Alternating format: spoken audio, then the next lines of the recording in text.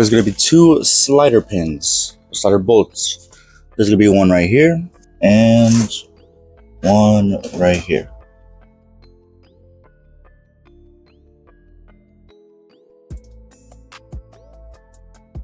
Now, sometimes the caliper will come out easily, sometimes it won't. But if it just so happens to come out in a really tough way, use your flathead screwdriver, pry it in between the caliper and the rotor, which is like right here, and just slide it out. Don't do that. Use another hand to hold the brake caliper so it doesn't bend or rip the brake line, because that's a really bad time.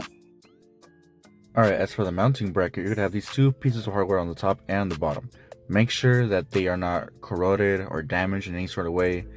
If you order a brake kit online, or brake kit for brake pads and brake rotors, make sure they come with, brake hardware.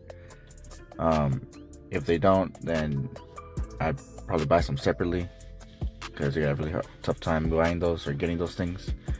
I decided to reuse mine. I just cleaned it with some brake cleaner and a rag, and just left them on there. Now, when it comes to changing out your brakes, you're gonna have these little metal tabs. What you're gonna do is get either a flathead screwdriver or a pry bar, whatever you like. Just pry these tabs open. See how easily it moves? Just pry them open enough, bend them up, and then this brake pad will just slide out.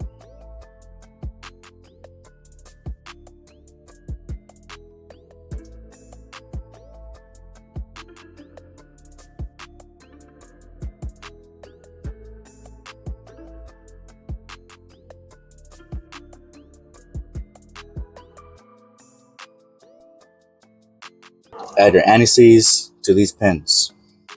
There's gonna be these pins you pull in and out. They come out pretty easily. Just push, and that should come out.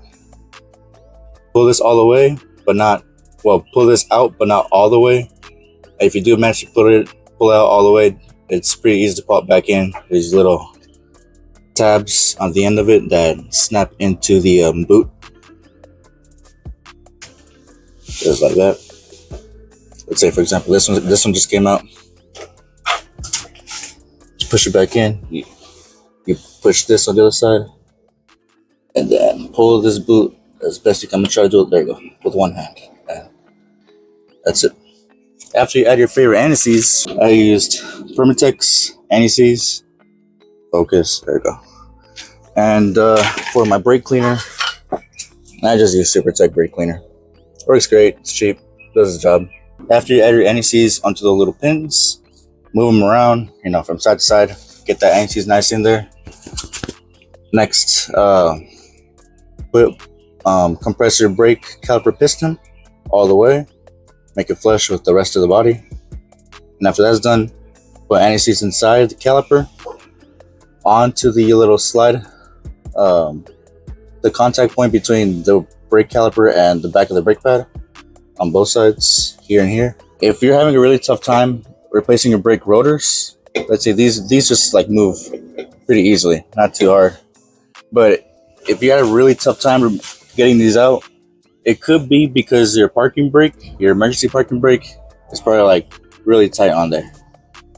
The brake shoes inside right here are probably out. So to compress those in, there's a little boot right there behind the brake shoe. You just remove that with your finger or screwdriver if you want. I move the brake rotor out. So you see that gear, I'm going to put an arrow to it. That gear can be turned with a flathead screwdriver. You actually make a specific tool for that. But just turn it left or right. Find out at which direction the gear turns, that it loosens up the brake shoes. Which are these right here. These right here. But again, if yours wasn't having that problem, then you don't even gotta mess with it. Once everything's said and done, just put your brake caliper back onto the body.